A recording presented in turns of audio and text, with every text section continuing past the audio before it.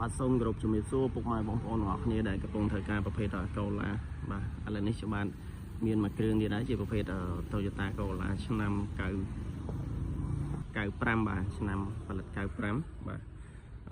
ពណ៌ក្រហមបាទអញ្ចឹងពុកម៉ែបងប្អូនដែលស្រឡាញ់ពណ៌ក្រហមបាទរុះរាន់មកមើលមួយគ្រឿងនេះបានបាទឡានស្អាតមែនតើឡាននេះណាបាទលេងយ៉ានលេងអីហើយអស់ហើយបាទមាន UV បាទឯកសារគ្រប់ទាំងអស់បាទហើយគ្រឿងក្នុងស្អាតមែនតើឡាននេះបាទអ្នកស្រឡាញ់ក្រហមមកអត់ខុសទេពុកបាទនេះខាងក្នុងជាងស្បែកខ្មៅឈើរីបាទនេះ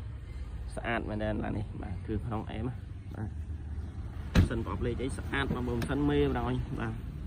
មេម៉ាស៊ីនដល់ស្ទុះខ្លាំងម៉ាស៊ីនស្ងាត់ស្ទុះបាទស្អាតនិយាយទៅអ្នកស្រឡាញ់ក្រហមបាទរូបរាងបាទលេងយ៉ានលេងអីហើយស្អាតបាទ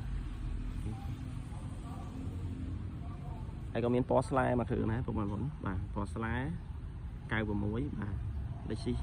99បាទ Visto 99បាទនេះបានស្អាតជួយពុកបងប្អូនមើលម្លប់សិនតិចណា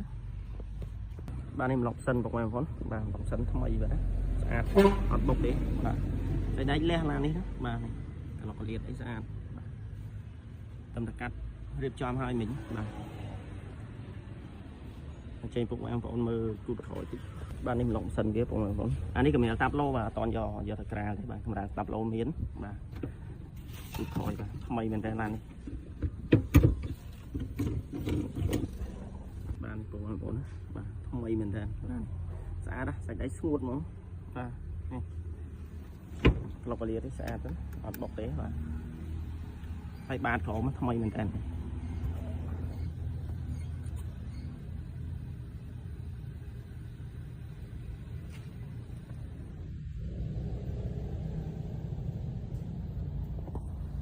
បាទក្រោមថ្មីឡើងនេះបាទ